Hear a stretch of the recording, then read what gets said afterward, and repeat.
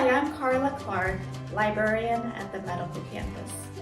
One of my favorite books is Leave Only Footprints, my Acadia to Zion journey through every national park. The author is Connor Knighton, a correspondent for CBS Sunday Morning. It's part history book, part travelogue, and part self-reflection. If you've ever dreamed of taking a road trip through all of our national parks, then this is the book for you. Hi, I'm Erin Fennell, faculty librarian at Miami-Dade College North Campus. Have you ever wanted to fly, walk through walls, meet up with deceased loved ones, or explore the subconscious? If so, you might like one of my favorite books called Lucid Dreaming, Gateway to the Inner Self by Robert Waggoner. Lucid dreaming is when you're asleep and dreaming, and within the dream you become lucid. In other words, you realize you're dreaming, but you don't wake up. You stay in the dream, and then the possibilities are endless. In this book, you can learn all about lucid dreaming and practical tips to induce them and also to stabilize the dream. The author relates many of his own fascinating experiences to open your mind to the possibilities for your own lucid adventures. Happy dreaming! Hi, my name is Beth Klaus. I'm a librarian at Padrone Campus. My favorite book is The Lord of the Rings by J.R.R. Tolkien. It's a fantasy novel that explores an imaginary world where there are many creatures besides humans, among them elves and dwarves. This has been my favorite book for many years since I first read it in college. I reread it every few years since it's so great. Hi, my name is Stephanie and I'm here with the Miami-Dade College's Learning Resources. For National Library Week, I would really love to share with all of you my #1 book recommendation for nonfiction. I highly recommend the book Remember It by Nelson Dellis. So the author is actually a 4-time U.S. National Memory Champion, and he's a local author here in Miami. The book is funny, it's absurd, and definitely memorable, which will help you in creating your own memory palaces. I really liked how the book was very well organized, and he highlights a lot of the important and essential information that you need as you're going along the book. I found that he gave a lot of practical examples that you can really use in real-world scenarios.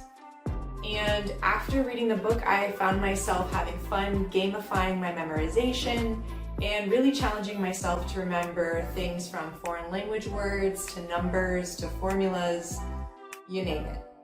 So definitely a good read that I recommend for anyone who is a young adult and up. And I really hope that you pick up this entertaining read and have fun making new memories today. For National Library Week, happy reading. Hi, my name is Lizette Garcia. I'm a librarian at the Homestead campus. I have enjoyed so many audiobooks using the Overdrive app during this pandemic because it has been so helpful to be able to escape with a good audiobook. One of my recent favorites is Ali Wong's Dear Girls.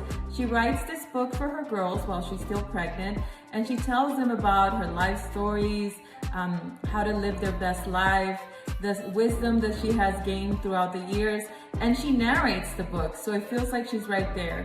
It's so funny, so honest, and so inspiring. I think you would enjoy it. I invite you to download the Overdrive app today and find this and many other wonderful books there.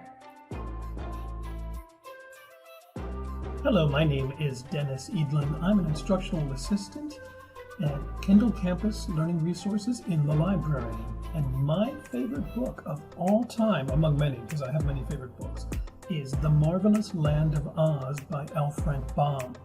This book was the first of 13 sequels that Baum wrote to the original Wizard of Oz. From about 1900 to 1920, these books came out about every other year. The Oz series was hugely popular. In the second book, The Marvelous Land of Oz, we return to that magical place, but no Dorothy, no one from the outside world. This book takes place completely within Oz, and an Oz that's a little bit changed from the end of The Wizard of Oz. The Scarecrow is now ruling in the Emerald City. The Tin Man is ruling the western region that had once been under the Wicked Witch. The Cowardly Lion is now king of the forest down in the south. But all is not well in Oz. Although witches and the use of magic has been outlawed, there is trouble brewing. The royal princess, the rightful heir to Oz, has gone missing for many, many years. The search is on to find her. Meanwhile, an army of young girls is rising across the land, unhappy with the rules and the laws and the way things are done in Oz. They're heading for revolution. If they can't have a vote, they're going to take over. This book reflected the political views of L. Frank Baum, who was a supporter of the suffragette movement in the U.S. in the early 1900s. Remember, women didn't get the vote until 1920. So even though this is a magical, fun, adventurous fairy tale, it has strong political underlinings that give it a depth that I think even adult readers would enjoy.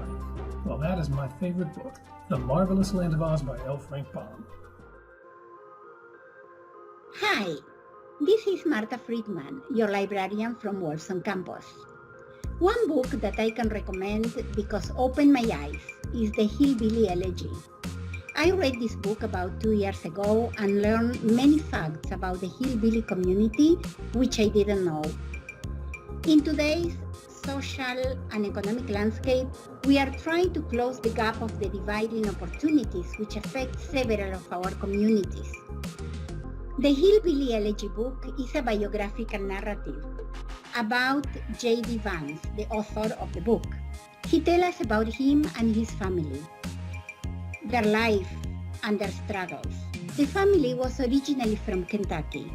For him and his family, poverty was a tradition. In the past, all his family were day laborers, sharecroppers, coal miners, and mill workers. Vance recalls his struggles to leave this environment of poverty, social isolation, and drugs. He was one of the few that succeeded. He enrolled in the Marines, and this helped him to afford college.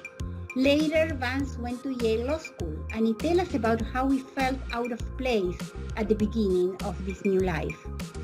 This year, they made a film based on the book. I hope you decide to read this book. This is really an eye-opening, and if you want, you can shoot me an email, let me know your thoughts, and you can find me very simple in our Learning Resources page under Wolfson, under Contacts. My name is Marta Friedman. Have a safe and amazing day. Thank you for listening. I'm Steve Cronin, the faculty librarian at West Campus.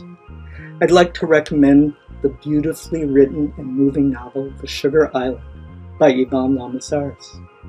The novel tells the story of teenage Tanya and her not always reliable mother, Maria, who wants the two of them to leave Cuba on a raft across the dangerous 90 miles of ocean to Florida. Tanya longs only for safety, for her friends, and for the love of her difficult mother. Find out what happens when each sets her strong will against the other in order to forge a promising future for themselves. Yvonne Lamazares grew up in Cuba and brings the knowledge and richness of that childhood to a book that Publishers Weekly calls spare, lyrical, and brilliantly observant. And now full disclosure, I'm married to Yvonne, who teaches English at Hialeah campus and who is now putting the finishing touches on her new novel. I hope you enjoy The Sugar Island.